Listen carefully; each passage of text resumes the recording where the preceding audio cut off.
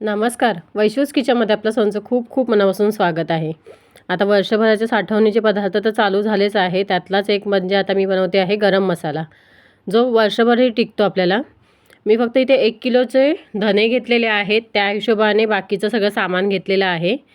आणि याचं प्रमाण सांगत नाही आहे किती काय घेतलं आहे, कारण का याचं प्रमाण मलाही माहीत नाही आहे. कारण का सामान आणलं होतं 1 किलोच्या प्रमाणातच, म्हणजे 1 किलोला धनेला किती लागेल त्या हिशोबाने आणलं होतं, पण त्यातलं थोडं थोडं वापरून झालं होतं. त्यामुळे आता प्रमाण तर काही सांगता येणार नाही. फक्त काय काय घेतलं आहे तेच सांगू शकते जिन्नस. त्याच्यामध्ये पहिले तर आता बघा इथे भरपूर अशी काळी मिरी घेतलेली आहे. छान सगळं भाजून घ्यायचे आहे जिन्नस हे. आणि त्याच्यानंतरच आपण चक्कीवर जी मसाल्याची चक्की असते ना, किंवा डंकी असते त्याच्यावर त्या कुटायला द्यायचं. त्याच्यामध्ये आता बघा काळी मिरी तर पहिले घेतलेलं आहे भाजून, त्याच्यानंतर बडीशोप घेतलेली आहे, तीही छान भाजून घ्यायची आहे.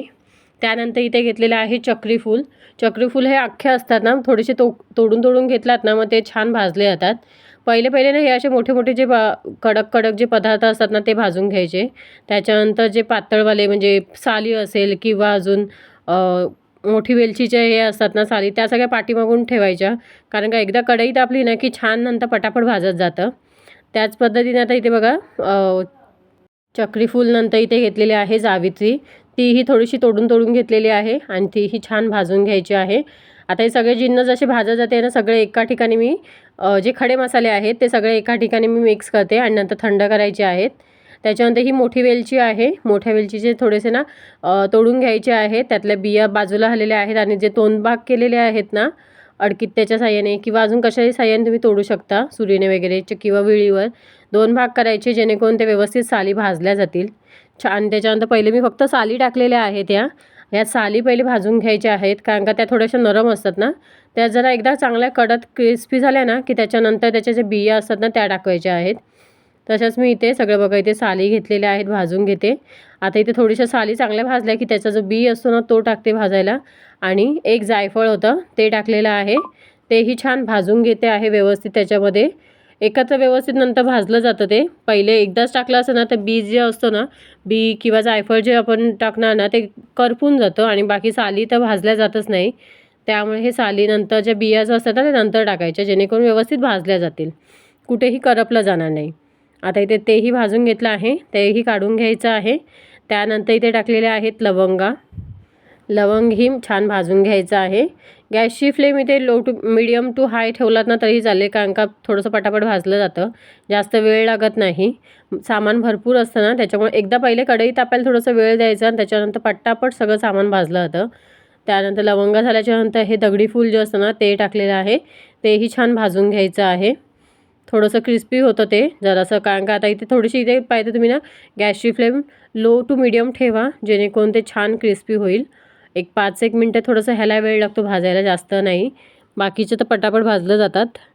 तेही काढून घेऊया आपण छान भाजल्यानंतर. आता इथे टाकूया आपण धने.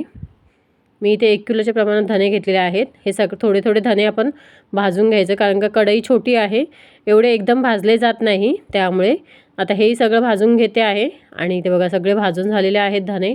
आता हे सगळं व्यवस्थित थंड व्हायला ठेवायचं. आणि आता ही जेव्हा कढई पूर्ण गरमच आहे ना, सगळं भाजून झाल्याच्यानंतर त्याच्यामध्ये टाकलेले आहेत तेजपत्ता आणि तो थोडासा भाजून घेऊ दे, म्हणजे कढई चांगली गरम आहे त्याच्यामुळे तो मस्त असं कुरकुरीत होऊन जाईल.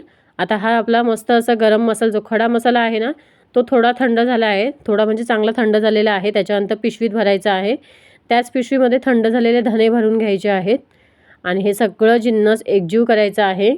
आता हे प्रमाण जवळपास 1.5 किलो झालं आहे. धने 1 किलो आणि बाकीचा गरम म्हणजे खडा जो मसाला आहे ना तो अर्धा किलोच्या प्रमाणात आहे. आणि तो छान असा डंकीवर किंवा चक्कीवर जे असतात मसाल्याच्या चक्के त्यांच्याकडनं मस्त असं आपण कुटून आणा किंवा दळून आणा, कसंही आणू शकता.